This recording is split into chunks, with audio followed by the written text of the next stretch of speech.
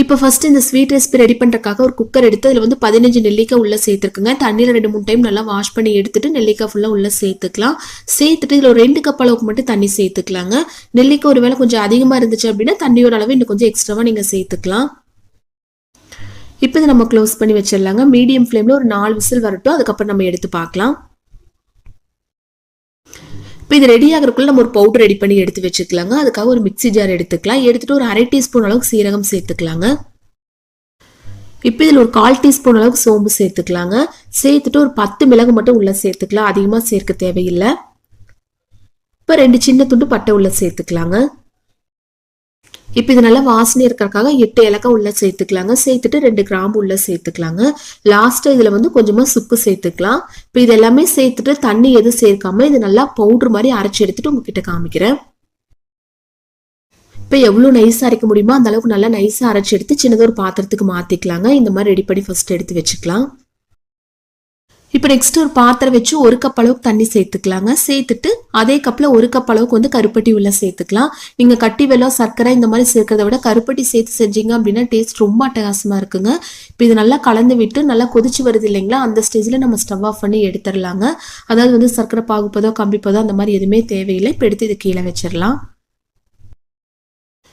இப்போ நம்ம இந்த ரெண்டும் ரெடி பண்ணுறக்குள்ள குக்கரில் நெல்லிக்காய் வச்சிருந்து இல்லைங்களா, கரெக்டாக 4 விசில் வந்து கீழே எடுத்து வச்சாச்சு பாருங்க. இது லைட்டாக ஆறுனதுக்கப்புறம் அந்த நெல்லிக்காயில் இருக்கிற விதைகள் மட்டும் நம்ம தனியாக எடுத்துடலாங்க. அது இது நமக்கு தேவையில்லை. இப்போ அந்த தண்ணி சின்னதாக ஒரு பாத்திரத்துக்கு மாற்றிக்கலாங்க. மாற்றிட்டு நமக்கு தேவைப்பட்டுச்சு அப்படின்னா அரைக்கும் போது கொஞ்சம் கொஞ்சமாக சேர்த்து நல்லா அரைச்சி எடுத்துக்கலாம்.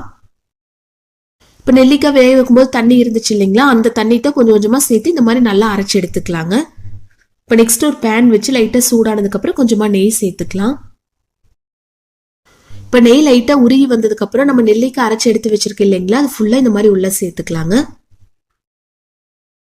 இப்போ இந்த கருப்பட்டி தண்ணியெல்லாம் காய்ச்சி எடுத்து வச்சிருக்கோம் இல்லைங்களா, அது டைரெக்டாக அப்படியே உள்ள சேர்க்காம ஒரு வடிகட்டி யூஸ் பண்ணி வடிச்சு ஃபுல்லாக உள்ள சேர்த்துக்கலாங்க.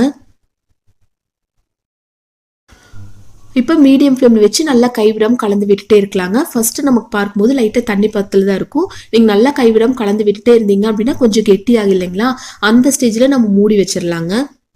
பாருங்க லைட்டாக கெட்டியாக இருக்கு இல்லைங்களா, இந்த ஸ்டேஜில் நம்ம மூடி வச்சு மீடியம் ஃப்ளேமில் ஒரு 10 நிமிஷம் அப்படியே விட்டுறலாங்க. அதுக்கப்புறம் எடுத்து பார்க்கலாம். இப்போ ஃபர்ஸ்ட் பார்த்ததுக்கும் இப்போ நம்ம பார்க்குறக்கும் நல்லாவே டிஃப்ரென்ஸ் தெரியுது இல்லைங்களா, கொஞ்சம் கெட்டியாக இருக்கு. இப்போ என்ன பண்ணலாம் அப்படின்னா ஆல்ரெடி ஒரு பவுடர் அரைச்சி எடுத்து வச்சிருந்தேன் இல்லைங்களா, அது ஃபுல்லாக உள்ளே சேர்த்துக்கலாங்க. அதையும் சேர்த்து ஒரு டைம் நல்லா இந்த மாதிரி கலந்து விட்டுறலாம்.